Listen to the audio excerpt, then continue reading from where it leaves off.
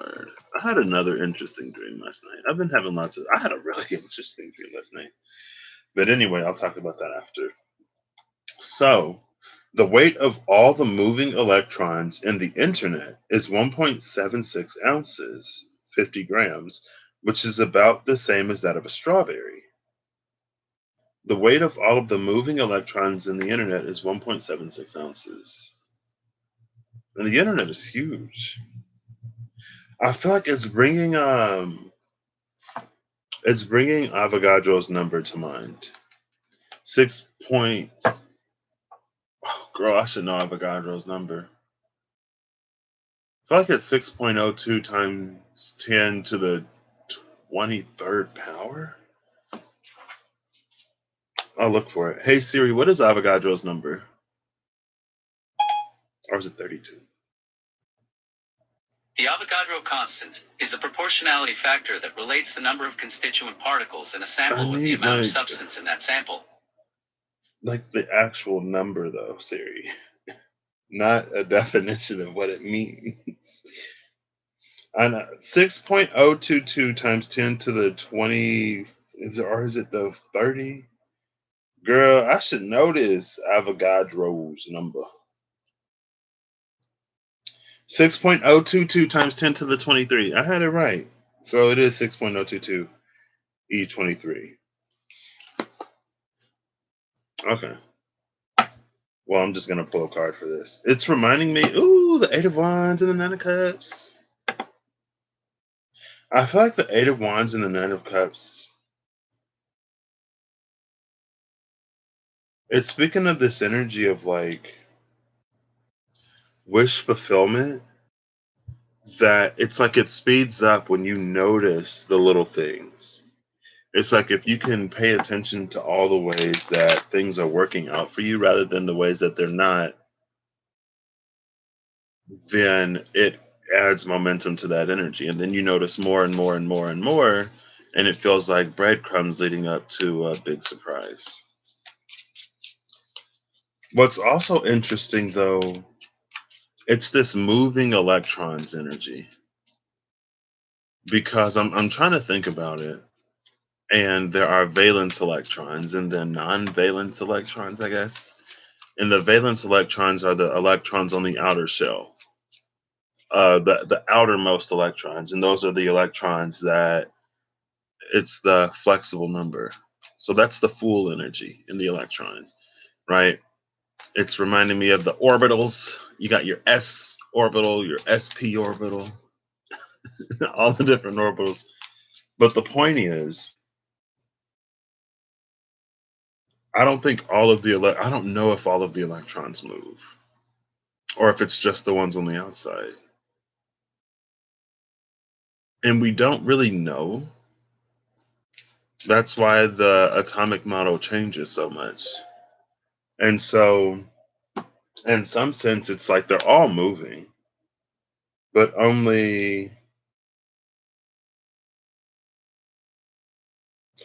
but, hold up. Okay, no. But only some of them are exchanged. And so that's like, is this the electrons that are exchanged in the internet? There's only like 1.76 ounces. Hey, Mimi. Because if it's only the electrons that are exchanged, then there's a lot more that aren't accounted for. Also, strawberries kind of freak me out. I think tryptophobia is the name of it. I am. I had an interesting dream last night. I'm just like, wait. People in dreams be weird, man. How are you today? And apparently I'm gonna see my buddy because he just called. It was like, hey, I'm gonna be there in 2 hours. I'm stopping by on the way to town, but he's gonna be moving. I hope he brought my charger because I forgot it, and I didn't know he was coming. Oh gosh. Okay. So the Eight of Swords just came out.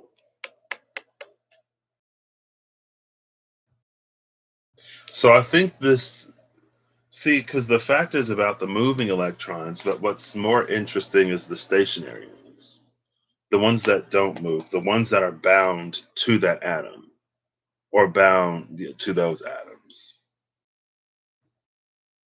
How does the internet have electrons anyway? Is it on like the host side of it? What does this even mean?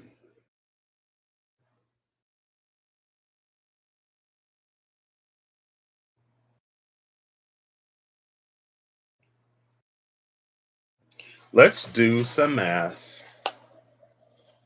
We're going to do some math to find out how many electrons this is. So we have, hold up, because I'm going to have to Google. You're great. Beginning to feel and believe it's going to take a lot for you not to have beautiful days anymore. Hey, I've been in that space. It's pretty great.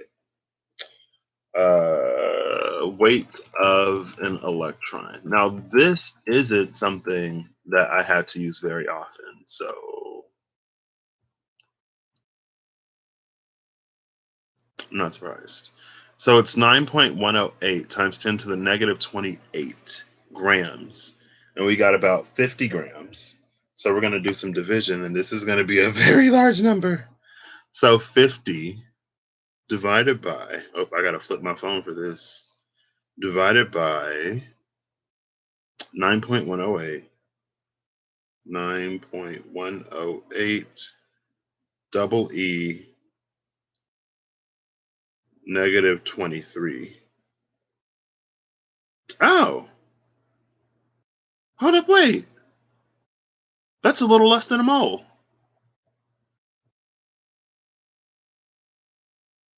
I guess I shouldn't be surprised. Let me do that one more time. So 50 divided by 9.108 E negative 23. So it's about 5.5 times 10 to the 23rd power. You see that? Roughly. That's almost a mole. So divided by 6.022 E23. That's an A. So it's like 0.91 moles. That's like 91% of a mole. So that's almost a mole of electrons. And now we making we making mountains out of molehills, right? Or maybe not. There's something here with not seeing.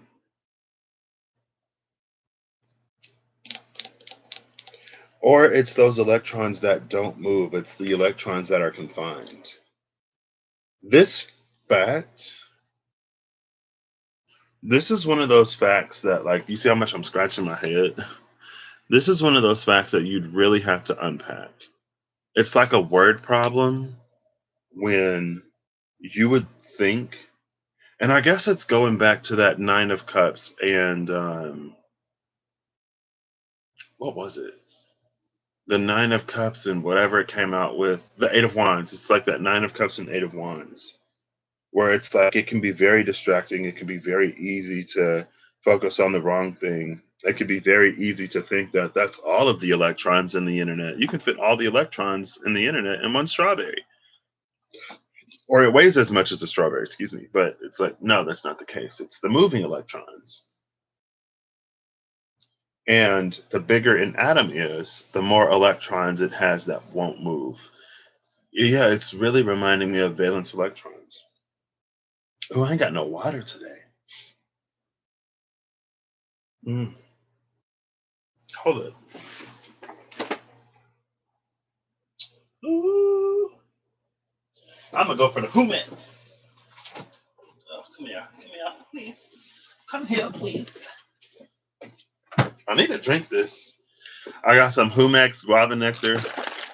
Shout out to my ex roomie for putting me on Humex. I was scared the first time I got it, but I was like, it's good. One second, it's not open yet, so gotta give it a good shake. Shake, shake.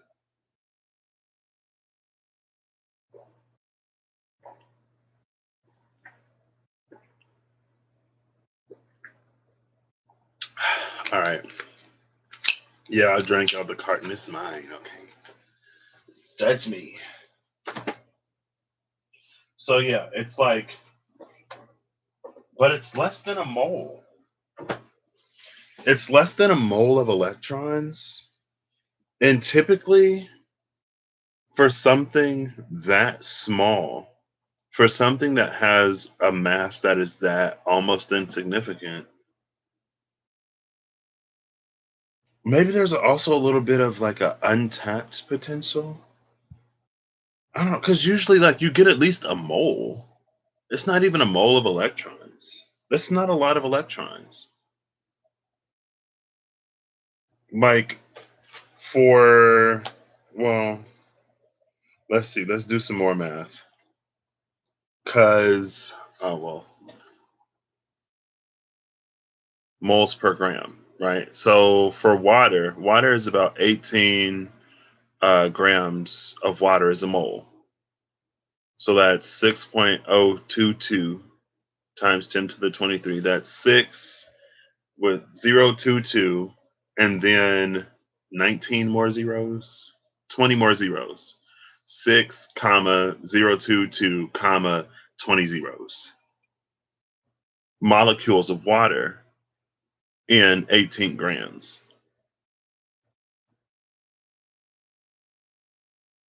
Hold up, something. This is this right?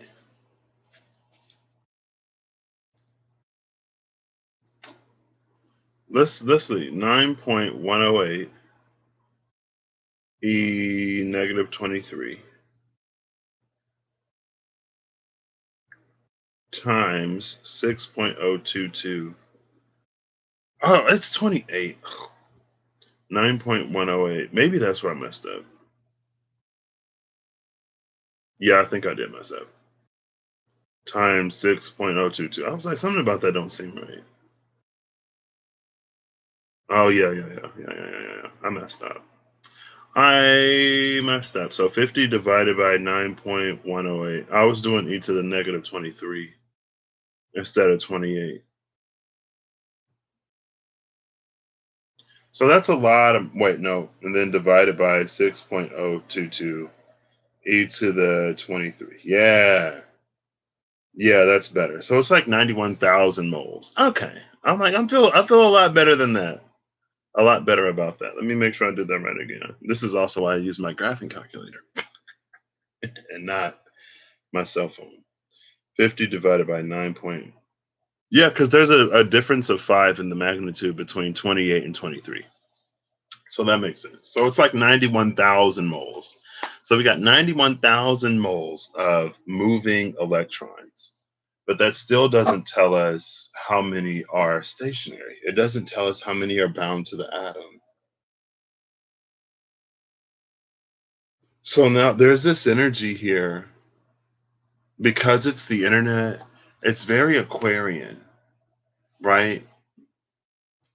And it's like the number of people who are in an energy as compared to the number of people who aren't necessarily in it, and how the number of people in it still have the ability to progress things forward. And so it's a little bit of an energy of like the self and the collective, and a collective of individual selves. Girl, what is this? Three of Swords, Eight of Swords, Three of Swords. Who is this? And the Six of Swords. Okay. So yeah. So it's an energy of currents. Some people in this time space, I guess, will move forward. Some won't.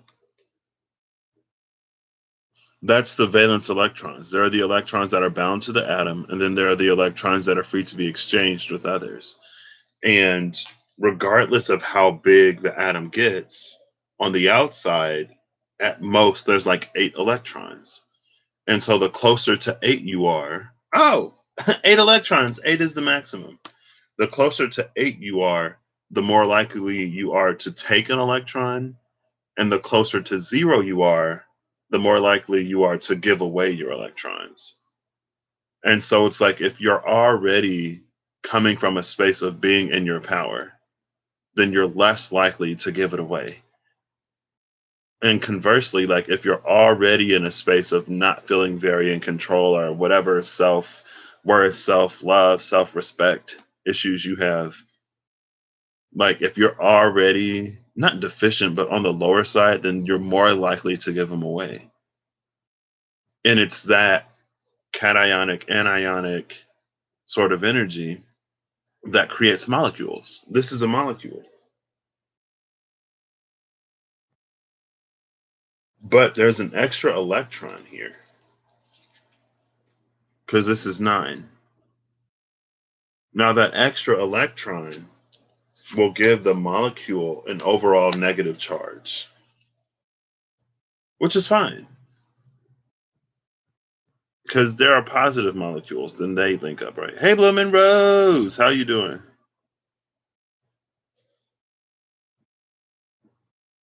So there's this like overall negative charge. Everything is a sword too, so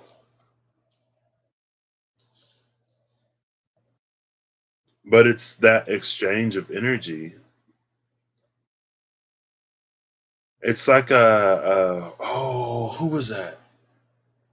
I think it was Isis in the Tarot Apocalypses, maybe? Or maybe no, it might have been another card. It was talking about the flow of power. Like the power is in the flow of electrons. And it only takes as I mean the weight is that of a strawberry, but the number of electrons is like over 91,000 moles, which was like what was it? 9.1 whatever with like 25 extra zeros. Or 9 with 28 zeros roughly.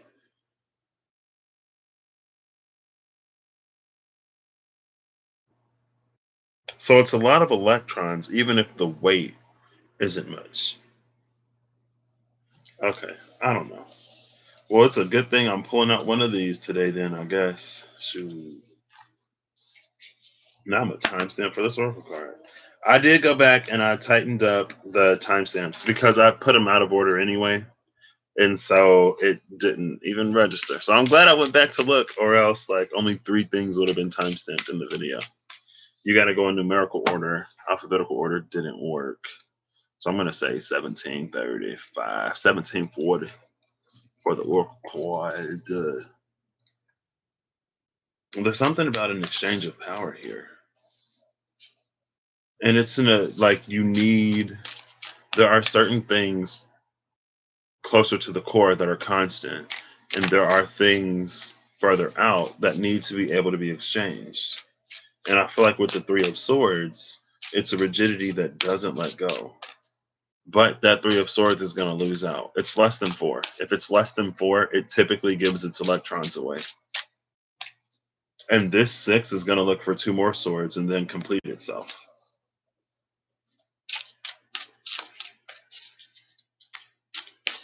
And I think what this 3 of Swords is like what it'll do is it'll attempt to get 5 more swords, but it's not going to find, because it's all about like electronegativity, right? And the more negative ones typically like snatch those electrons,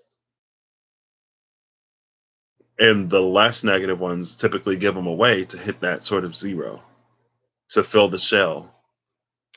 And so this 3 of Swords, it's like it's gonna navigate in the world trying to snatch 5 swords, but it's not going to find anything. Well, I guess it could get a whole bunch of weaker ones.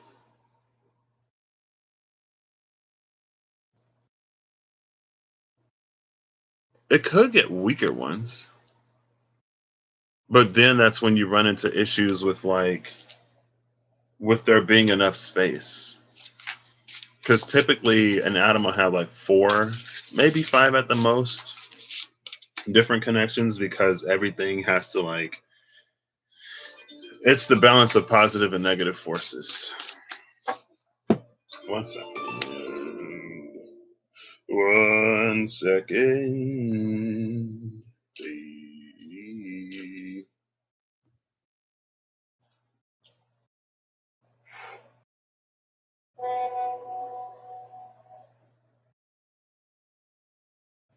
Uh,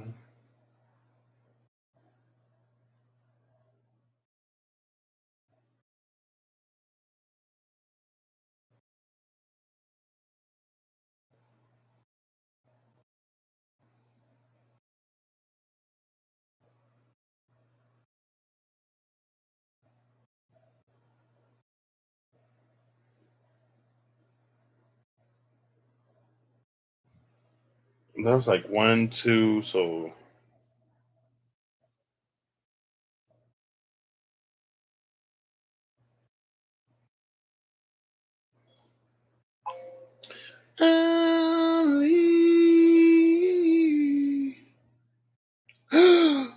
Oh, I was like, my sparkles emoji is gone.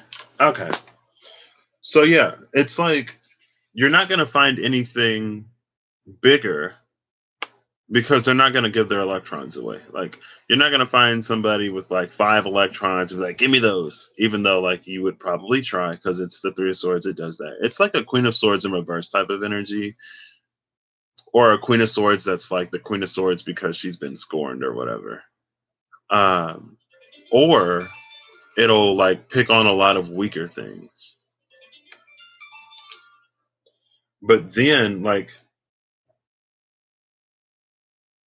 a lot of times it's like a bonding energy. And so, well, I guess it depends, right? It depends on the flow of the current. I don't know. I ain't take electricity, magnetism, and optics in a minute. But, you know, I've taken a lot of chemistry, so. So that does fall, it falls under chemistry as well. Because like that's how you get like what sodium chloride. Sodium has one valence electron. And chlor, what is that? What is it? NaCl, girl? Ooh, come on, I should know this. It has 7. So it'll take the 1 electron from the sodium.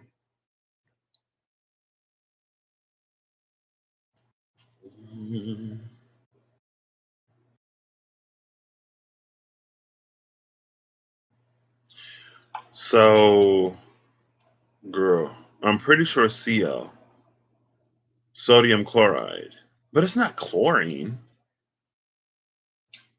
Oh gosh. I mean, I ain't been out of school that long. Come on. Give me a periodic table of elements. It's NaCl. The Na has 1 electron to give. The Cl needs 1 electron, and that's the bond they make.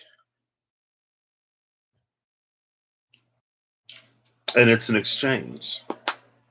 And like the thing about this though, the thing about this is that electrons are so fast that it leaves everyone basically fulfilled. And so it's kind of like they exist between both, especially when you get into like molecules that have like one atom with multiple connections, or when you get into those it's not pseudo ionic, but it's like when there's a like water is like electrically neutral, it's not polarized, but the oxygen atoms have such an electronic pull on them that the electrons spend most of their times around the oxygen and they spend less time around the hydrogen. And because it's like so negatively charged around the oxygen, even though overall the molecule is negative, that area is more negatively charged where the oxygen is, and it's more positively charged where the hydrogens are. And it's that quality of the water molecule that gives water its ability to dissolve a lot of things.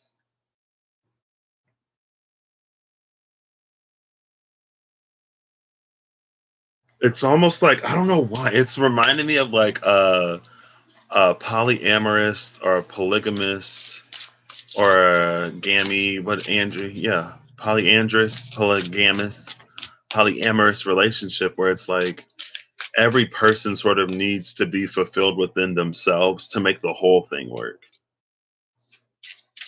Almost. I don't know. This is a lot. See, like with electrons and the internet, it's a lot of moving parts and it's very delicate. But again, it's like it's so fast that it's almost sometimes like it can almost seem like it's in two places at once, which is why it's so hard for us to know exactly like what's happening in an atom.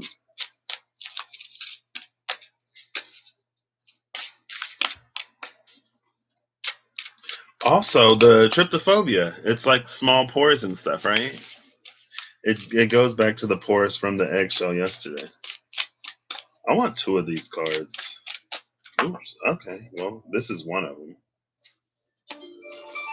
Boop, boop, boop, boop, boop. Boop, boop, boop, boop, boop, boop, boop, boop, boop. Boop, boop, boop, boop, boop, boop, boop, boop. I want two more. Oh, I'll do top and bottom. Okay. No, I'll take this one. One more. One more. Oh, there we go. This is the only one that, well, it came out face down, but hey. Bottom of the deck is Share Wisdom. I love Share Wisdom for this. Look at this. I've never seen this card before.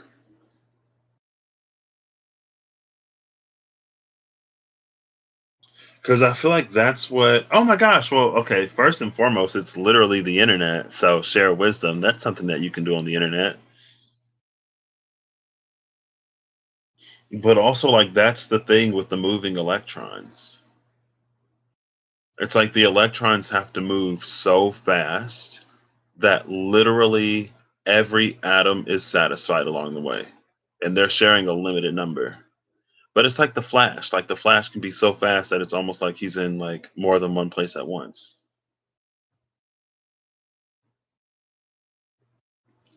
Oh, snap. So the way that this was placed on the table, it's in the shadow of the oracle cards. And so it's like, let me see if I can recreate this.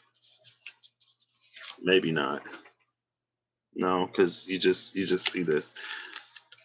So the way it is on the table, it's like he's sailing into the shadow with these six swords. But it feels like these swords carry light. And so they'll carve their way through the darkness.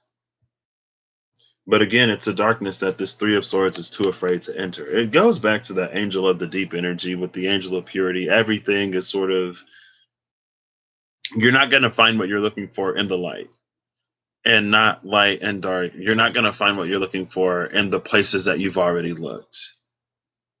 You're probably going to have to face a little bit of darkness to get it, like sunken treasures light and underwater. And the farther from the surface of the water you are, the darker it's going to get because water reflects a lot of sunlight. And so it affects the ability of light to penetrate it.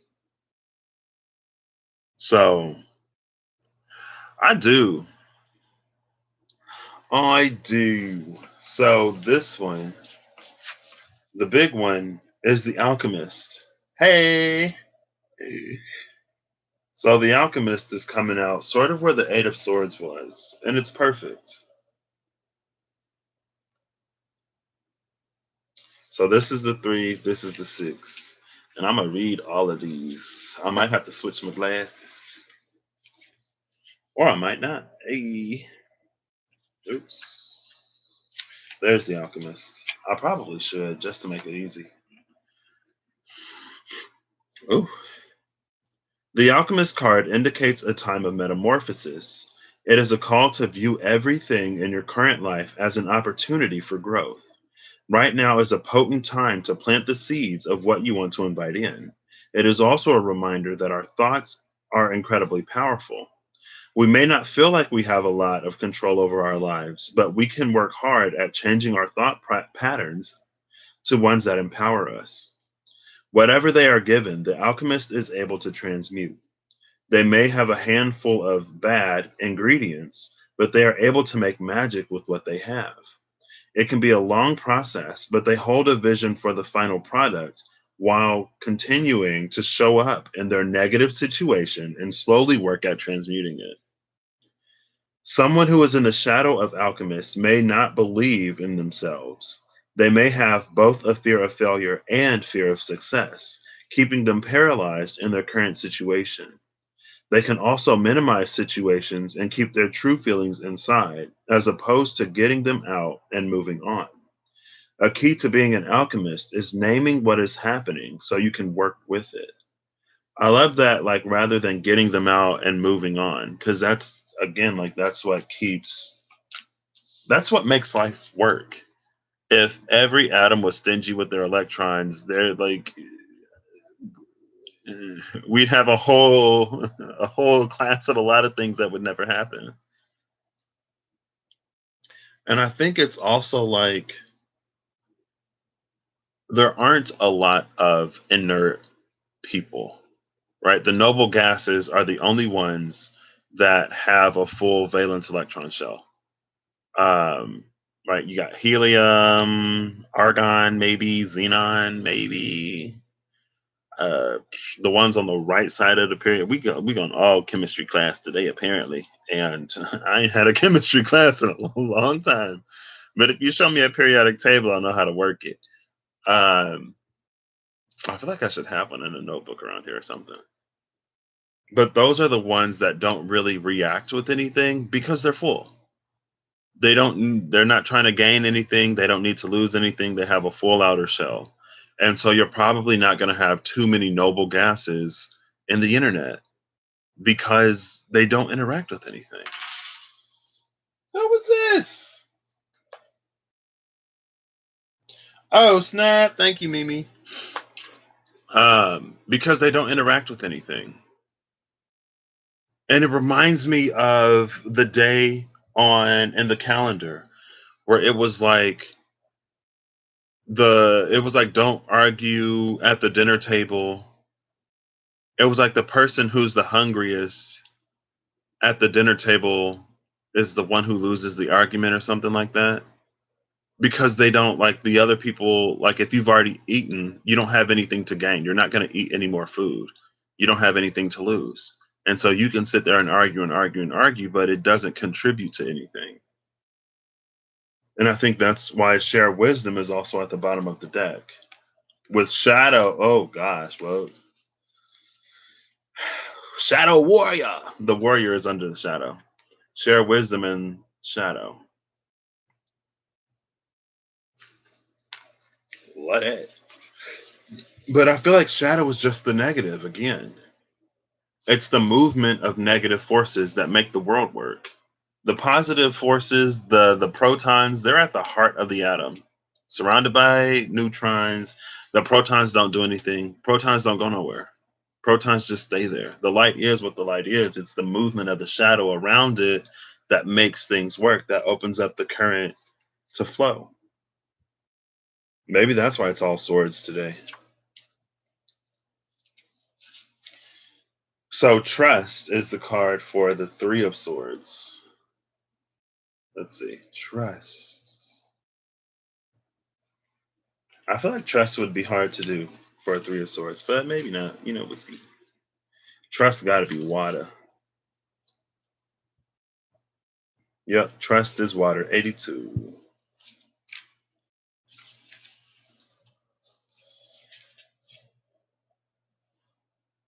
You see the trust.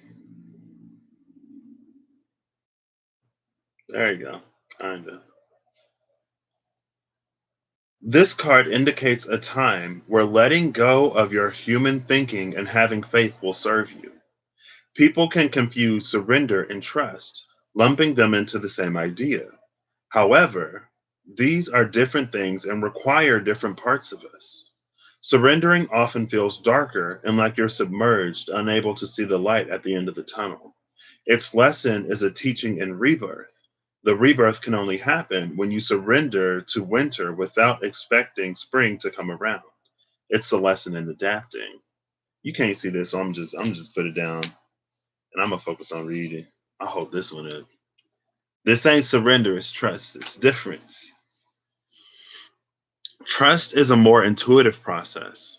There's an element of vision, of knowing what is possible, of seeing the potential and trusting that you will get there when you do not know how you will. It is trusting that the universe will provide the resources and illuminate the path if you show up for it. Reflect around your history with trust. Do you have evidence of how trusting can bring about magical solutions? If not, at what point in the process do you give up? Celestite, Trillium, and Moth are different sort of archetypes here. But so when it comes to the alchemist, the Three of Swords energy needs to learn how to trust. And again, see, that's the thing about the movement of electrons. Because this one, at the three, you're going to lose. You're going to lose those three electrons. And it's like, oh, I can't be without anything. Like, you want me to just be out here defenseless and blah, blah, blah. Because it's funny that I feel like the message would be surrender because you have to give away those three swords. But it's trusting because after you give them away, you'll be complete. You won't have this surplus sort of negative charge. All of your outer electrons they'll be fulfilled. And again, it's reminding me of the Queen of Swords and how I've been seeing the Queen of Swords lately. Yeah. And how I've been seeing the Queen of Swords lately as that like that mental humility or a lack thereof. And it's the Queen of Swords herself that sort of determines the experience that she's going to have. If she's going to liberate herself from her past or if she's going to continue to carry it on. And I feel like the Queen of Swords would be an energy that's like, oh, I've moved on from my past. I've healed. I've done this and I've done that. But literally everything that she does is informed by her past. I do this because that happened to me.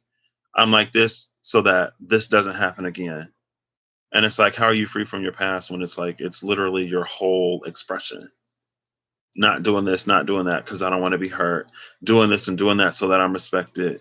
Blah, blah, blah, blah, blah. And it's like, okay, well, so you're still there, which is fine if she wants it to be. I don't know. The card that came out with the Six of Swords is the Magi. I love this because with the swords, we're getting an evolution from the alchemist to the magician. I feel like the magician is more able to create, and the alchemist is more able to transform. Right? The alchemist can change one thing into another, but the magician can just create it.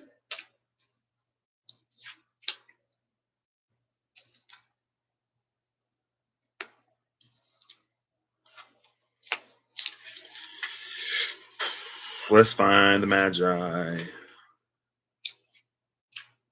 And then I gotta go.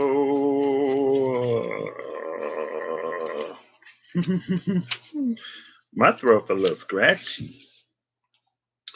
The Magi indicates a period where you need to look deeper.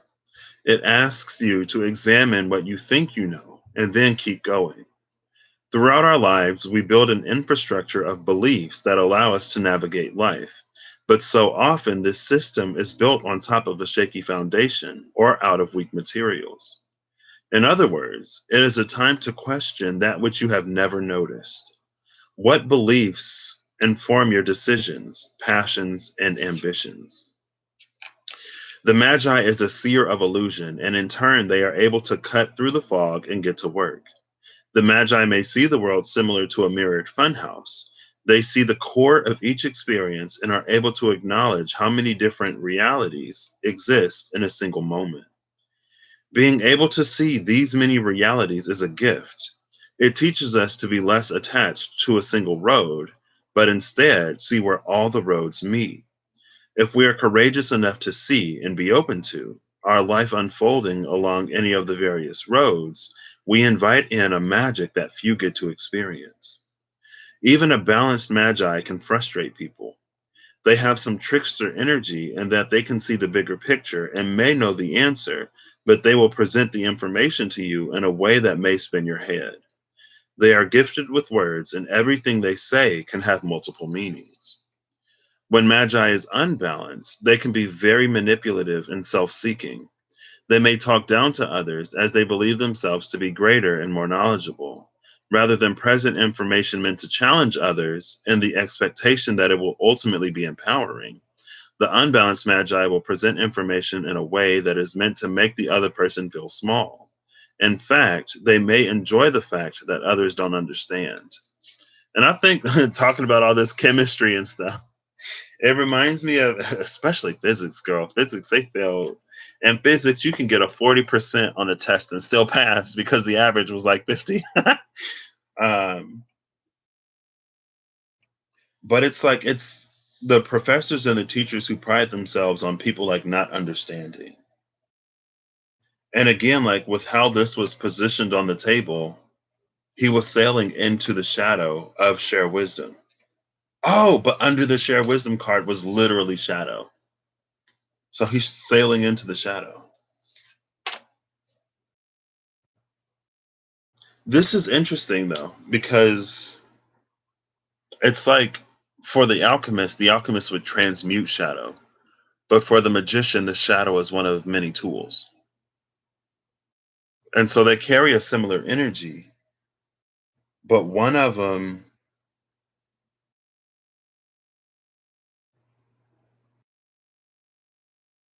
they're different.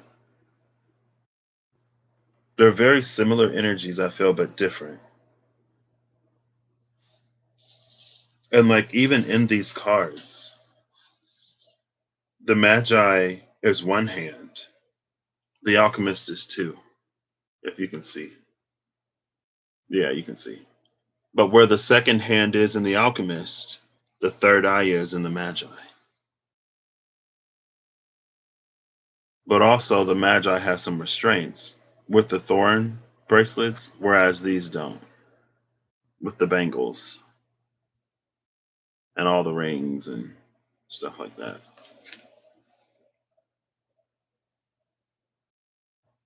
These are two energies of working.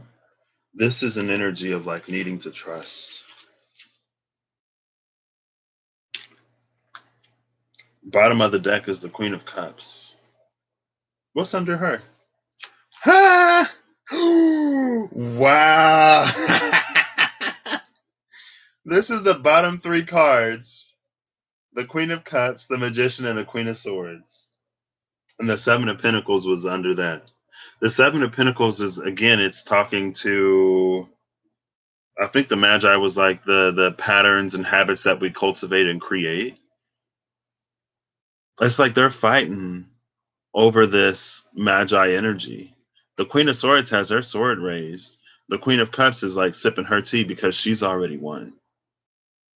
It's not something that you have to fight or compete for. Which is why the Queen of Swords, she's the Queen of Swords is the most like, I mean, she's the only court card really that I'm seeing repeatedly. I saw the King of Pentacles a few times, but and it's for her to be malleable and adaptable and to contextualize and recontextualize. I have a video titled like contextualize and recontextualize or something like that. And the Queen of Swords might have been featured. But it's the way we think about things. I'll read it again from the book because where did I put the book? Oh, it's right here. Because it said it. The Magi indicates a period where you need to look deeper. It asks you to examine what you think you know and then keep going.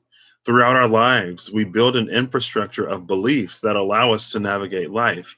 But so often, this system is built on top of a shaky foundation or out of weak materials. In other words, it is time to question that which you have never noticed. What beliefs inform your decisions, passions, and ambitions? I'm like, what? What? That's crazy. Okay. But you know, that's how the internet works. That's how a lot of things work. Even atoms know how to share. Even atoms know how to surrender. Even atoms know how to be ambitious and go get them electrons. Ooh, karma at the cut with the Queen of Cups. I feel like this karma card, it's like it's releasing though. It feels like it's releasing things. And I've read this before because it came out and I was like, I don't know what this is. But karma, it speaks of things that are kind of sort of like out of our hands or beyond our ability to control. And that's why the Queen of Swords is sitting there sipping her whatever her beverage of choice. Did I say swords? That's why the Queen of Cups is sipping her beverage of choice while the Queen of Swords is prepared to fight for this. But again, oh, now the Ten of Pentacles is behind the Queen of Swords. Oh, okay. I'll take that over Seti. It's like it's out of your hands. It's like everything has already been done. The clock is already wound. Now we just wait for the gears to turn, right? Everything has already been established. Ooh, the Queen of Cups is with the Two of Cups now. Another two energy. Okay. Ooh, but now the Two of Cups is with the Eight of Pentacles. So whatever that Two of Cups situation coming in for the Queen of Cups energy that's ready to receive, rather than the Queen of Swords energy that's still going through the process of unwriting, rewriting, unlearning, whatever, it's still going to require work. It's not going to be easy. And maybe that's why, maybe she's drinking something a little stronger. The Ace of Swords, the Three of Swords, and the Lovers just came out. Again, I feel like this is the energy of contextualizing. From with this new information, with this new mindset, with this new way of thinking, we can think about or we can revisit previous situations in a way that lead us to this. It's reminding me of the Princess of Swords and the Three of Swords, where the princess she was pointing up and then she was pointing at you with the sword by her. And then the Three of Swords came out. It was like the way out of this perpetual nightmarish swirling chaotic storm and what it has the potential to lead you to. I don't think so. Coinbase stocks in the car, two license plates with 333 went by, then 3333 on another. Yeah, I haven't been seeing twos anymore, but that's crazy. I've been like, a lot of my synchronicities lately, it'll be like the thing or like a word will keep coming up or a name. And I'll be like, what? Or like somebody will talk about something one day and then the next day, like it'll be in a message. And I'm like, oh, that's what it was about. I don't think I've been seeing numbers lately though. I don't know. Like I was walking in the cemetery yesterday and then I saw the name Grace. And I was like, oh, because I was texting somebody. And I was like, Grace, it's one of the gifts of the divine. And that's when Sophia was popping up all over the place. And then Sophia led to Grace, and then Grace came back yesterday.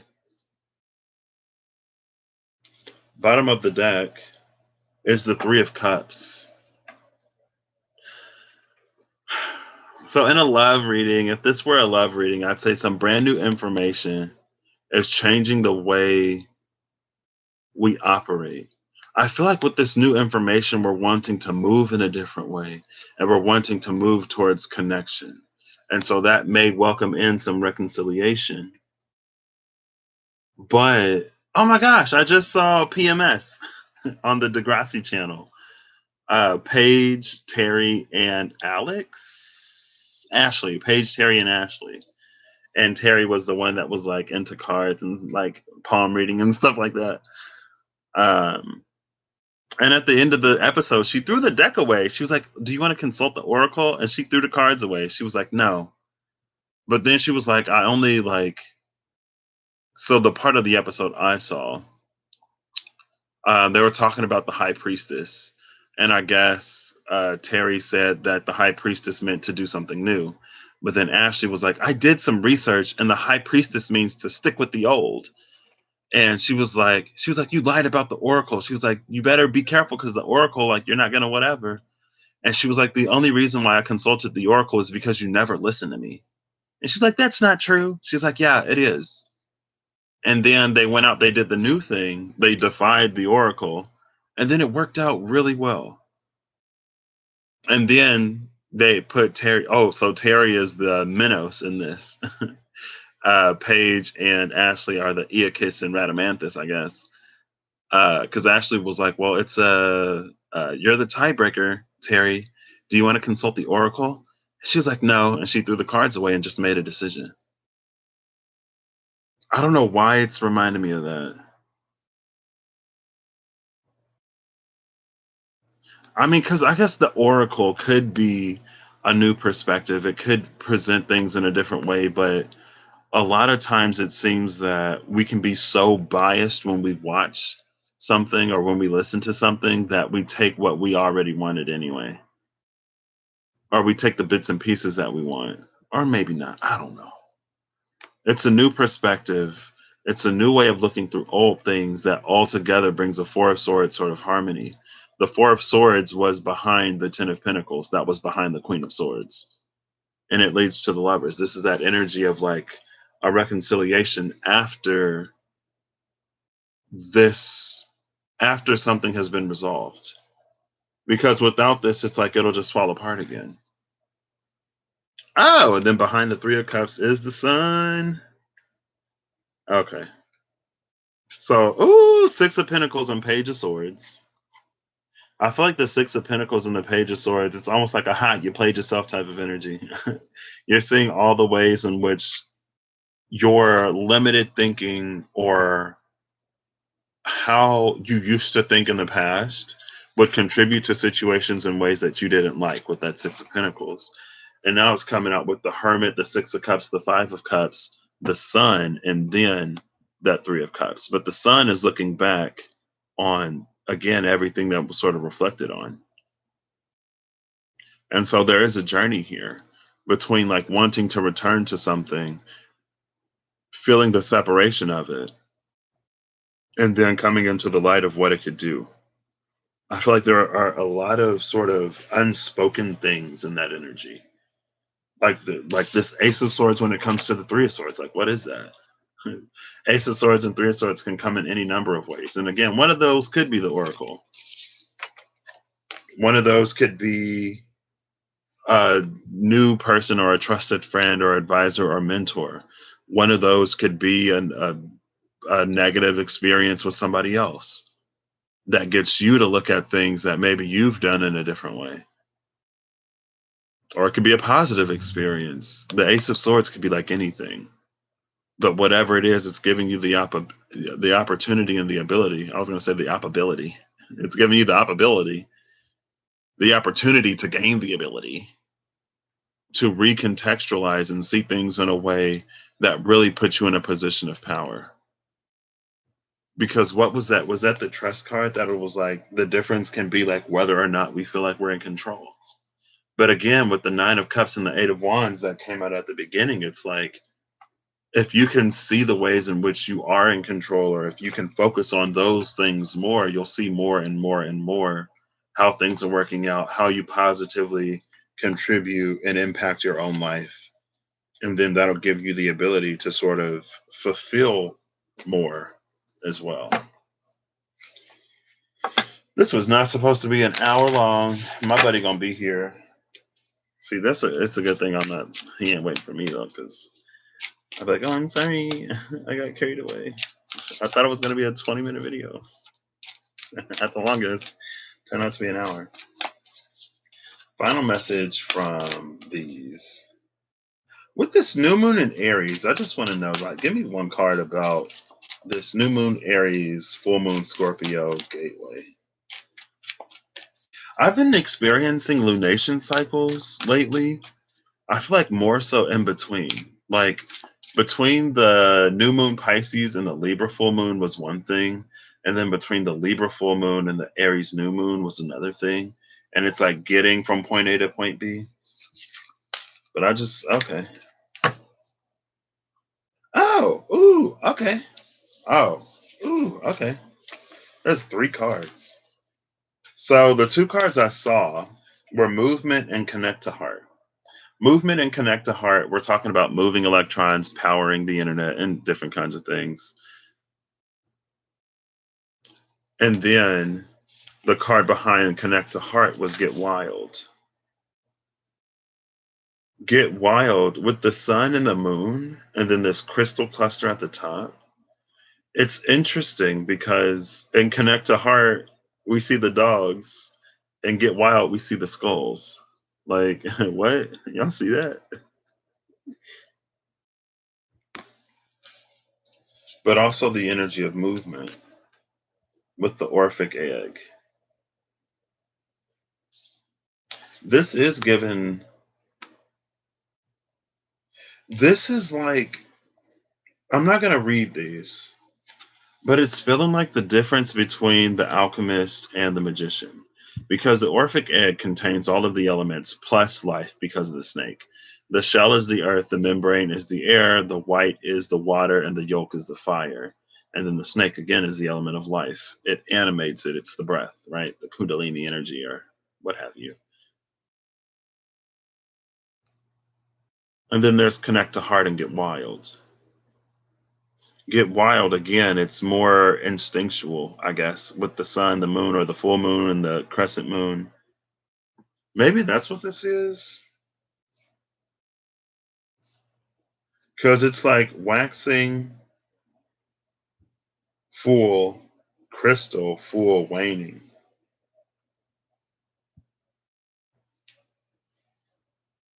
And then in Get Wild, it's like, or in Connect to Heart, it's just the sun.